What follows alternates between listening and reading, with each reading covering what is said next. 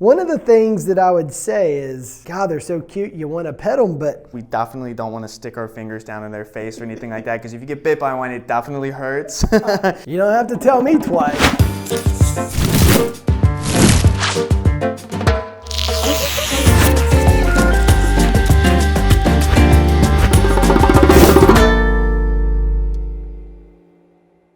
Hey guys, Dr. Dill here.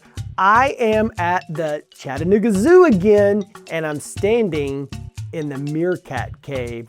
I've got Jake here with me. Good to see you. Yeah, thanks for being here. Yeah, so we're back. We're talking meerkats this time and their teeth. But first, let's talk about the idea. Are they actually cats?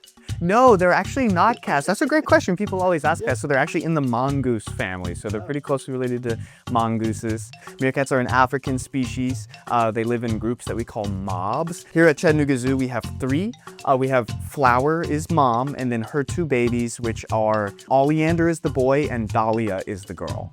It's really cool to me because like they stand guard, and I think you guys have a name for that, right? For the one that's standing guard. Yeah, it's kind of what Oleander right there, our boy, is kind of doing sentry duty. They'll watch out, they'll look around for predators. So pretty much in the wild, a meerkat is always going to be on sentry duty, making sure that the rest of the mob or the rest of the pack is okay and is safe.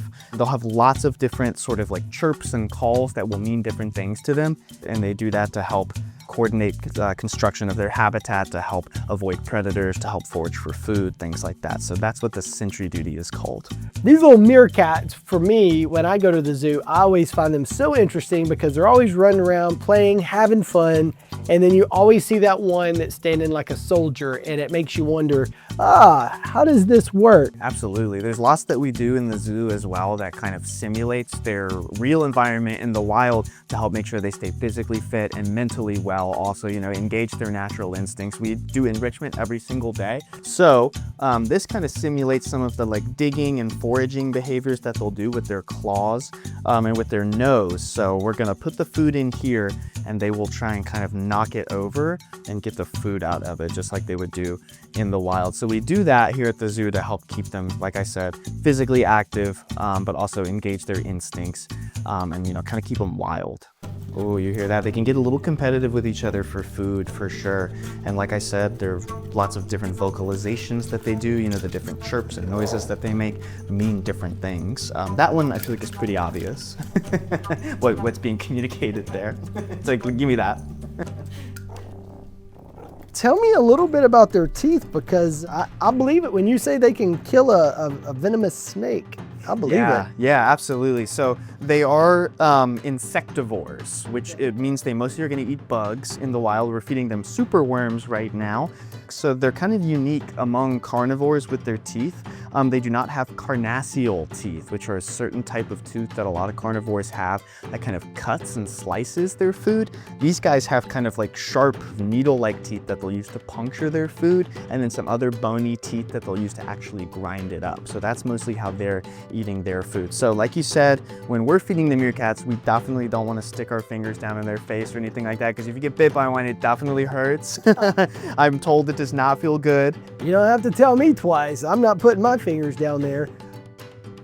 So if you see how pointy these teeth are, we kind of have teeth that are not quite this pointy, but a little bit pointy here in the front. So hopefully you guys aren't eating insects, but you'd use your pointy teeth to be able to bite into meat or pizza or something like that.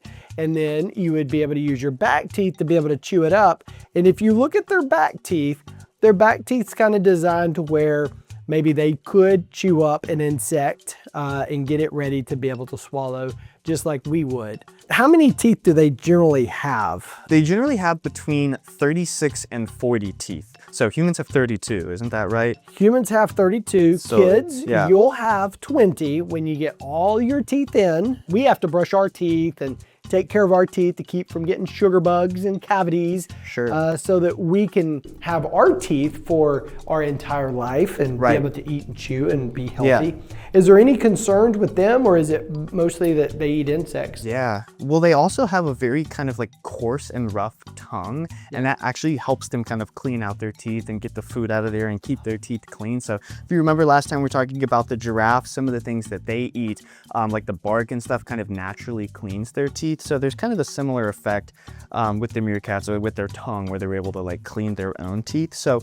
we give all of our animals annual doctor visits, you know, just like people do, you know, the annual physicals.